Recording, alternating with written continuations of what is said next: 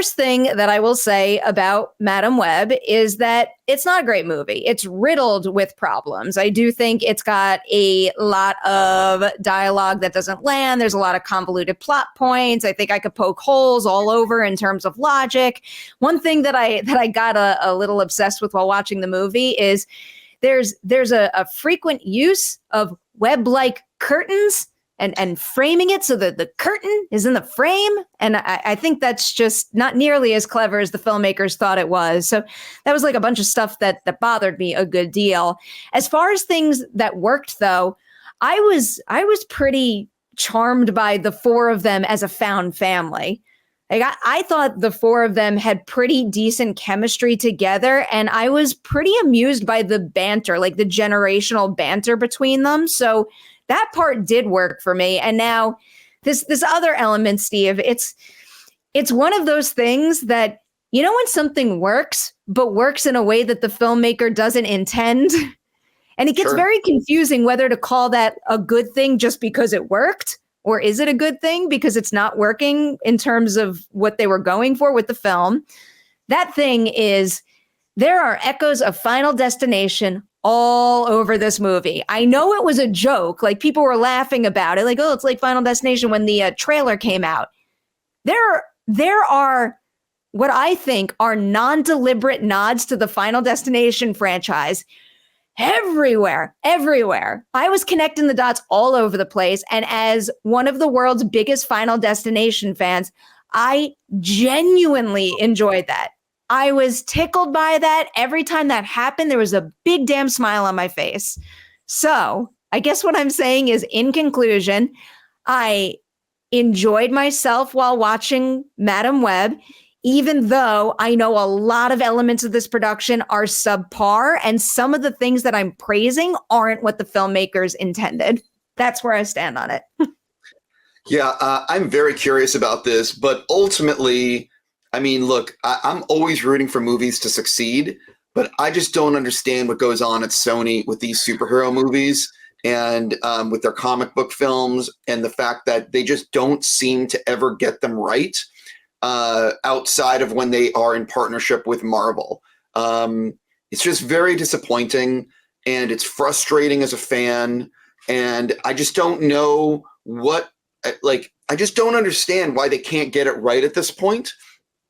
Saying that, like, their movies tend to do very well at the box office. Like, I know a lot of people that don't like the first two Venom movies, yet these films have made crazy money, you know, and it'll be interesting to see what happens with the cast of, you know, Sydney Sweeney and Dakota Johnson are pretty popular right now. And it'll be interesting to see how many people just go to see it just to see it.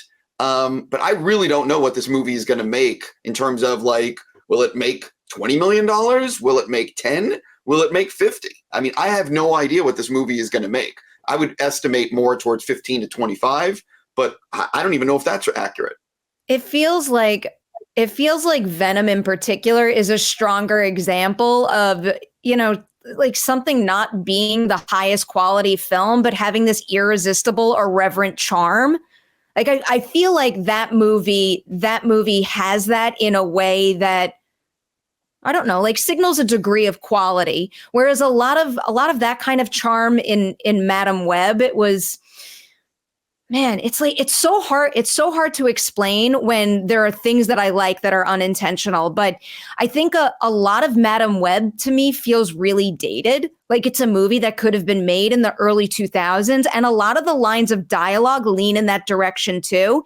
In some cases, those things would fall flat on their face. But in other cases, I thought that Dakota Johnson's deadpan delivery and her signature energy, like, I think it made it genuinely funny. So I don't know, in comparison to Venom, I think Venom is a little more successful in terms of being playful with that, or more consistently successul.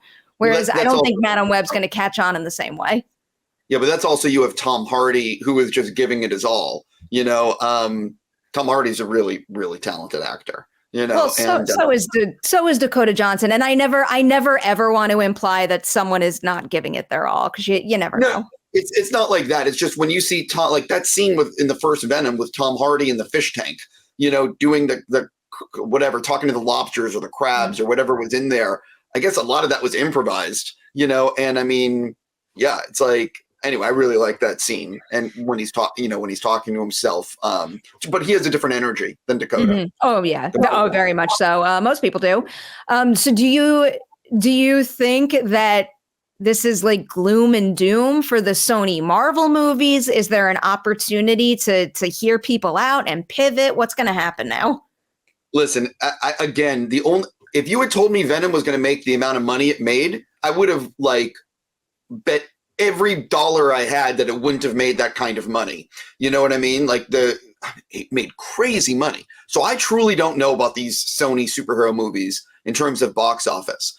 Also, this is the first, there's not really, last weekend, the box office was really low. There's no sports this weekend. Super Bowl's over. Do people just want to go see it? It has a really good release date, considering that there's not much other stuff. And the Bob Marley movie comes out this weekend. Mm-hmm. I've seen the Bob Marley movie and I would recommend it. But that's a completely different film. Not, you know what I mean? Yeah. But yeah, I have no idea what Madam Web is going to make.